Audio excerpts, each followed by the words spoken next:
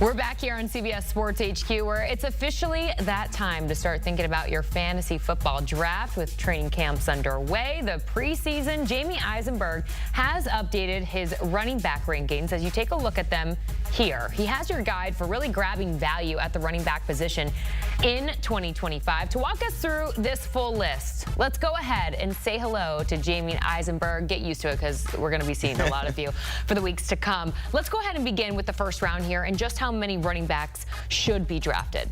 So, Jordan, we're going to see probably 6 to 7 based on average draft position. I think there should only be 5, though, because I think Ashton Jeanty and Derrick Henry, who are going to be sort of in that back end of the round 1 mix, should be more like round 2 players. You look at the wide receivers that are going to be at the back end of the first round, guys like Nico Collins and Brian Thomas and Malik Neighbors and Puka Nacua and Amara St. Brown, and the names go on and on and on. I think there's just a little bit safer plays for those guys by comparison to some of the running backs. So I'm not panicked about Ashton Jeanty only getting 3 carries and having negative rushing yards in his preseason debut. I'm not panicked about Derrick Henry and his age. He was obviously awesome last year. I think they can be round 1 picks. I just only like the first 5 guys, which are Robinson, Gibbs, McCaffrey, Achane, and then Saquon Barkley. But I think those are the 5 guys that go in the first round.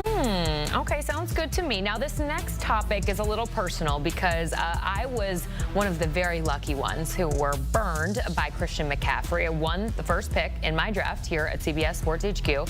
Of course, I draft McCaffrey. We all know how that story played out.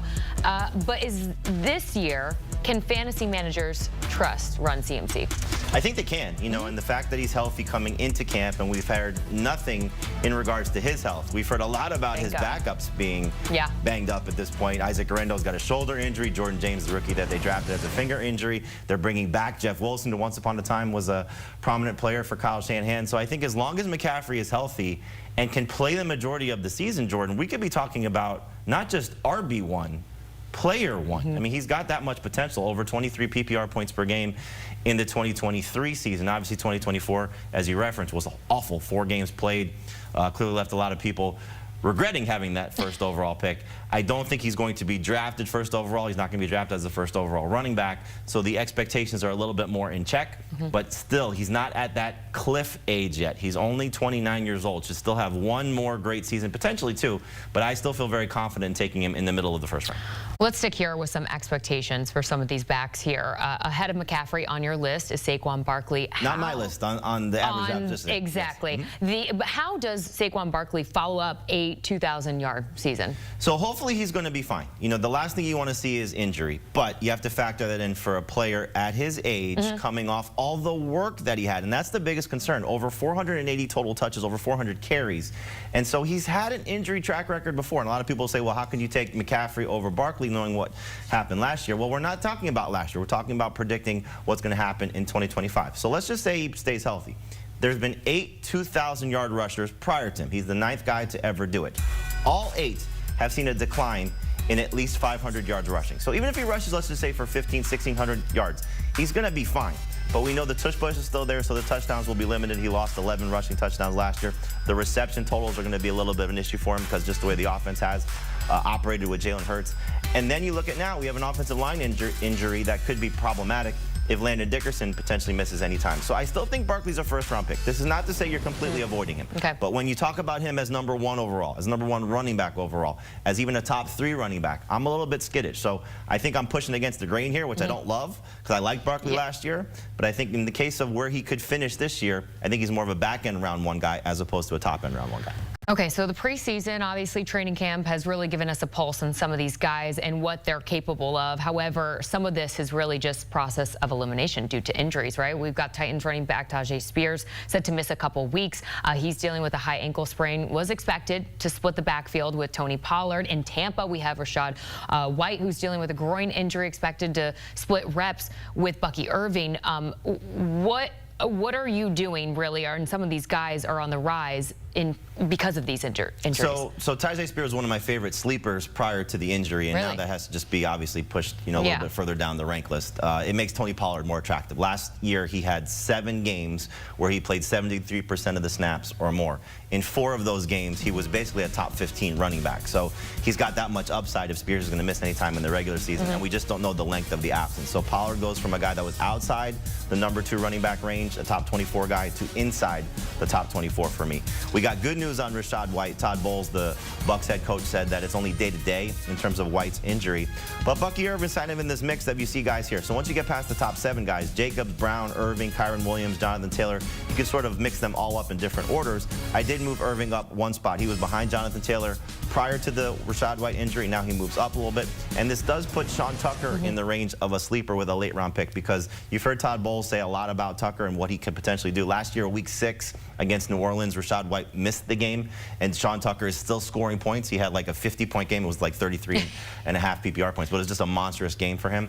And so a lot of people say that he could be really good if he gets an expanded role. But I think the biggest winner in all this, if you want to say that with an injury, is Tony Pollard because of Tyjae Spears.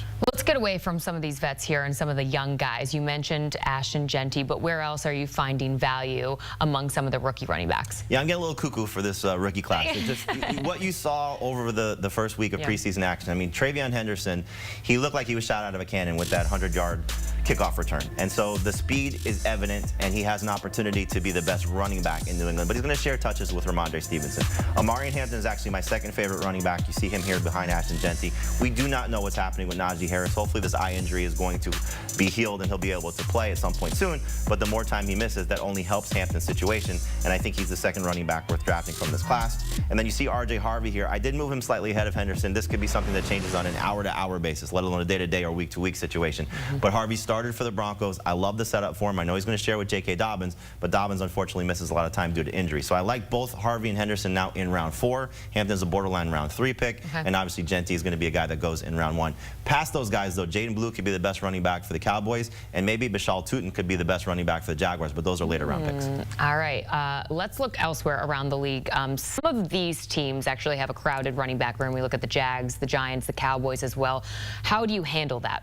So basically, I kind of told you, where I'm going with the Cowboys and the Jaguars. Jaden Blue is going to be the one that I target. But Javonte Williams, look, he's getting all the first-team reps. And so hopefully the guy that we saw in his rookie campaign before he suffered that torn ACL in year 2 can get a fresh start with a new team, and the Cowboys feature him. But I think Jaden Blue is going to have a lot of opportunity to be the explosive guy there.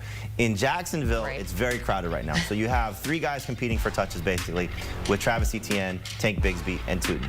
Etienne surprised us all because Bigsby's been sort of the leader in the clubhouse in terms of practice reps, and then Etienne plays every snap with Trevor Lawrence in the first-team offense. I think he's going to be the one that gets drafted first, but again, if you want to pass on this sort of muddled situation, wait for Tutin, you might be in a good spot. For the Giants, Tyrone Tracy sort of distancing himself from everybody else because Cam Scatteraboo, who I do like, is dealing with a hamstring injury. We don't know when he'll be back. Tracy didn't do much against Buffalo in the first preseason game, but again, it's preseason action. I think Tracy is going to be the one that has a chance to be the best Giants running back, at least early in the season, and then we'll see when Scatteraboo's healthy. All right, Jamey Eisenberg. First of many, right? Yes. Getting us set for our fantasy football draft, talking some running backs here on CBS Sports HQ. You can get so much more from Jamey and company on the Fantasy Football Today podcast. You can scan that QR code on your screen and watch and listen wherever you get your pods.